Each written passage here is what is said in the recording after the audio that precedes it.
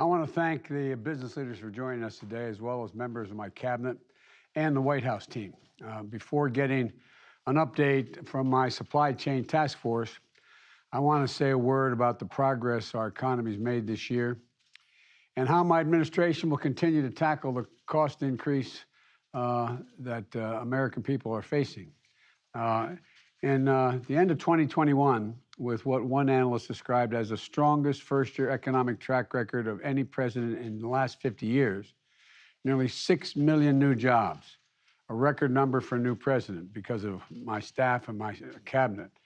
Unemployment down to 4.2%, 3 years ahead of the predicted time it would take to get to that number. Applicants for new small businesses up 30% compared to before the pandemic, and the fastest economic growth in nearly 40 years. There's more as well. Today, America is the only leading economy in the world where household incomes and the economy as a whole are stronger than they were before the pandemic, even accounting for price increases. The economy I inherited nearly a year ago wasn't just in crisis, it wasn't working for working people. I told you that's the reason I ran. It's about time the middle class and working class people got a shot. Year after year, economic growth was too low, wages for the middle class were stagnant, and the number of people starting new small businesses was declining. Over this year, we've acted, from the American Rescue Plan to the bipartisan infrastructure law, to change this trajectory, to build an economy from the bottom up and the middle out, and to finally give, and by the way, when that occurs, wealthy people do very, very well. We're not trying to punish anybody. They do very well. Working people in this country, the wages and benefits they deserve, is about time they start to see it. To create an economy with more innovation and faster growth. And we're making progress. We got a way to go, we're making progress. Still, top of mind for me is what is top of mind for so many families. The pinch of prices and the cost. Look, addressing these costs has been and will continue to be my top priority the entire administration. And the way to do this is not to slow down our economic turnaround, not to step back from all this progress, but to build on it. We can and we will address prices by expanding productivity capacity in our economy so we move more goods to market, get more Americans working, encouraging more investments in innovation, and making sure American consumers see those benefits at the store and at the pump when they go to fill up their cars. Let me describe 3 specific areas I'm focusing on. First, supply chains, and I owe a lot to the people, the business people on this call, on this Zoom.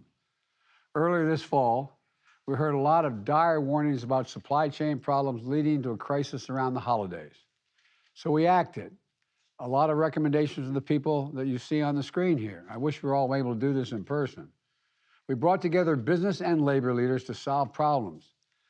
And the much predicted crisis didn't occur. Packages are moving. Gifts are being delivered. Shelves are not empty. Experts in this field look at 2 statistics for retail inventories, which is how many goods retailers have on hand, and on-shelf availability, which measures how many goods are actually on the shelves there to be purchased. Today, retail inventories are up 3% from last year. Inventories are healthy, and on-shelf availability before the pandemic was about 91%. Today, it's at 90%. 90%. I'm sure you can go and find some shelf where it's empty because a particular sort of gifts are very popular. I don't know. But 90% availability. And delivery times of this season for FedEx, UPS, and the U.S. Postal Service are faster than before the pandemic, even as Americans have purchased a record amount of goods. This is in part due to the progress we've made at our nation's ports, which are now moving historic amounts of goods. You know, after working with our administration, the ports of Los Angeles and Long Beach have nearly cut in half the number of those great big containers you see sitting on a dock for more than 8 days. This is striking progress since November. In fact, right now, the number of containers moving through our ports is higher than ever. It's because we've sped up, because when I sat down and talked with the folks running the ports and the longshoremen, they agreed to speed up every step in the process. The ports, the trains, the trucking. My bipartisan infrastructure law, there's $17 billion to speed up and modernize our ports. And tomorrow, the Department of Transportation is going to announce over $200 million in grants to ports nationwide. And we're making significant investment in freight rail as well.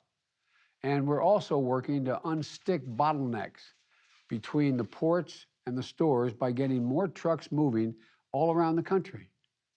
We've heard a lot about the need for more truck drivers, and it's real. And we've gotten to work to address that. For example, I see Marty Walsh, my labor secretary. Marty, you've done a hell of a job, pal, cutting the red tape so that companies can set up registered apprenticeships for truck drivers in 2 days instead of 2 months, which it was before you took over. These apprenticeships are going to help new drivers get trained better and faster and help companies retain drivers in a field that has a lot of turnover. So I'm eager to hear about the new partnerships with trucking companies and states to get more truckers on the road and into good-paying jobs.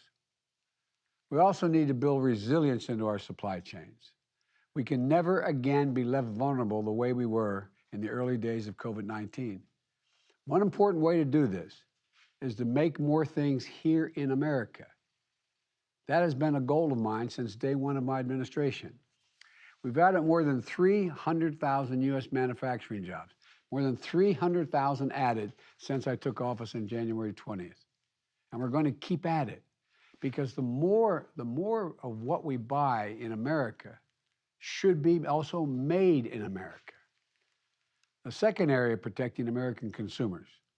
Take gas prices. Months ago, I saw oil production wasn't keeping up with the demand as the world started to get moving again, which could drive up prices at the expense of our consumers. That's why I work with international partners to coordinate the release of oil from our oil reserves and theirs. Now, gas prices are coming down, more than 10 cents a gallon nationally.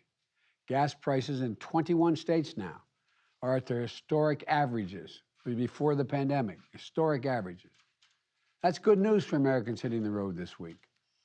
But beyond energy, we need to make sure that there's a robust competition across industries. Competing is what encourages companies to innovate, encourages them to invest, to build, and offer lower prices. I'm going to be convening my competition council earlier next year, in January, to keep pushing for more bold action because healthy competition is a hallmark of healthy capitalism. Thirdly, I'm working to reduce the largest cost burdening households and budgets. And the biggest weapon, in our arsenal. It's my Build Back Better Act, which will reduce what families have to pay for prescription drugs, for health care, for child care, and so much more. The bill is paid fully paid for. It won't increase the deficit. And nobody making less than $400,000 a year will pay a penny more in federal taxes. Top economic forecasters from Wall Street firms reinforced just this week that failing to act on the Build Back Better plan will mean less economic growth this year. Let me say it again. Not a liberal think tank, Wall Street.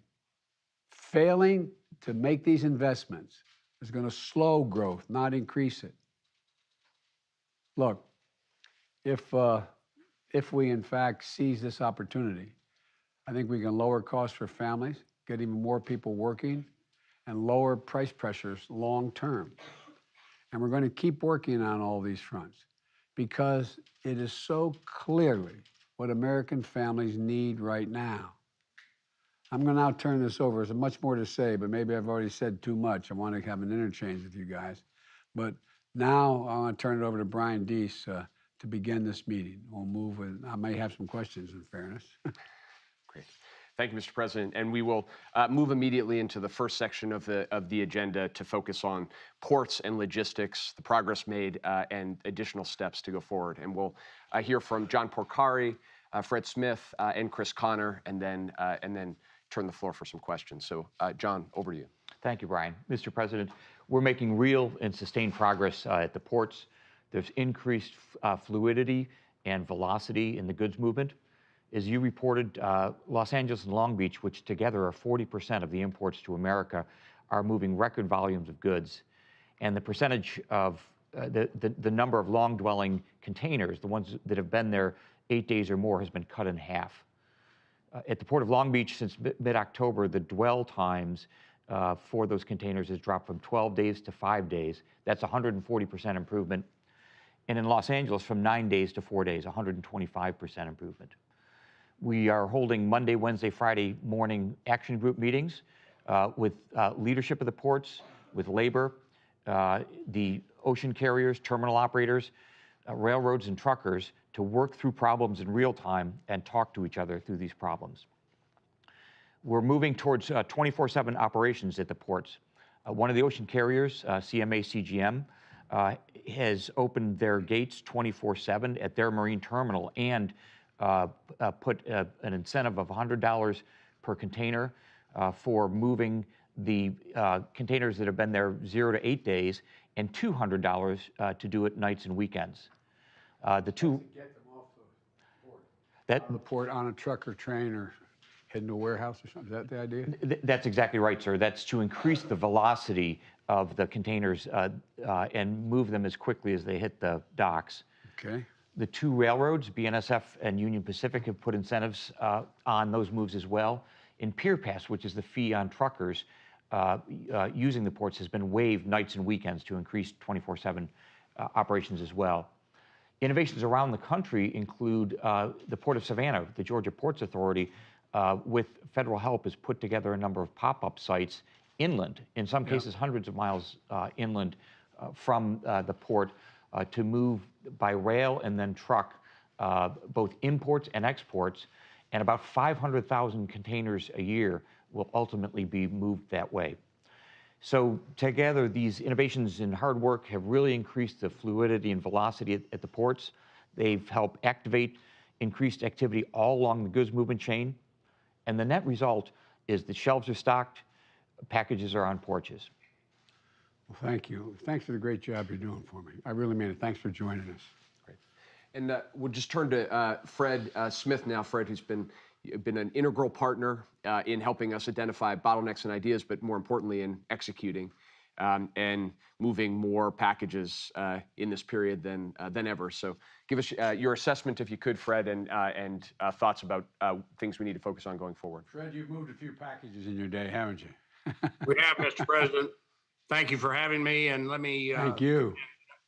John Poncari and his task force opening up the upstream parts of the supply chain.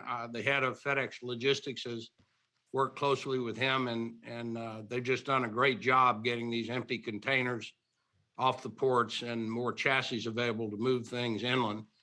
On the downstream side of the house, of course, we're heavily involved there with our FedEx Ground and FedEx Express folks, and I'd like to commend our 600,000 plus team members for delivering all sorts of things. Probably most importantly, the role we played on distributing these vaccines to get the pandemic behind us. Some statistics I think that might be helpful to you, Mr. President. The first week into the peak season after Thanksgiving, we moved 100 million packages, and we were able to do that because 100 million? Yes, sir. And we were able to do that because in 2021, we had an aggressive expansion program underway, major investments. We added 14.4 million square feet, which is the equivalent of about 300 football fields of sortation capacity, 24 major expansions. And I might add that about half a dozen of those came on just in the nick of time in November to make sure the supply chains were moving. And I think this is also true of UPS, and the Postal Service have done a good job in opening up capacity. The biggest issue that we experienced over the summer was lack of labor for sortation, to a lesser degree on the delivery side. To give you one statistic, which will illustrate that point, we processed approximately 52,000 employment applications online, of course, these days in May the 8th, that week. Over the last few weeks, we've exceeded 111,000 applications. So that's beginning to open up the supply chain. And there's still pockets. There's several articles in the business press today in that regard. Just in the last quarter, working around those isolated pockets cost us about $240 million. So getting to your point on inflation, as those begin to smooth out, I think you'll see less pressure on pricing in certain product categories.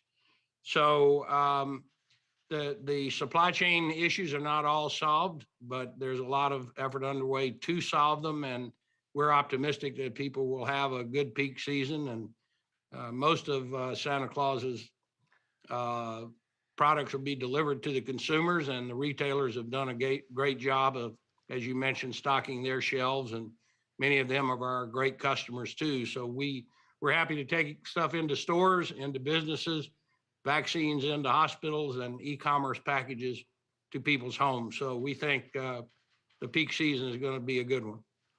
I thought you were Santa Claus. You're doing a hell of a job. You got a big sleigh. Thank you. Thank you, Fred. Chris, can you give us a perspective from the ports nationally, what you're seeing, where the pockets of innovation are, and what we need to be focusing on going forward? Sure, Brian. Thank you very much, Mr. President and members of the Supply Chain Disruption Task Force. Thanks for this opportunity to speak with you this morning. I'll just hit on, the headlines, and some of these have already been alluded to, but I think the big headline here is freight movement off of ports is improving, and that's happening due to extraordinary efforts, collaborative efforts between all supply chain participants, coupled with creative solutions, which are easing congestion. Despite all reports to the contrary over several months, it is going to be a good holiday season. Witness the National Retail Federation on Monday published an article where they say they believe that 2021 will be, quote unquote, the best holiday season ever, with holiday sales rising 11.5% above 2020. We know a lot of those holiday sales come from imported goods overseas. So I think what that tells us, sir, is despite the systemic flaws that are still there, and we still have a battle ahead of us, there's been some unbelievable human efforts and collaboration happening.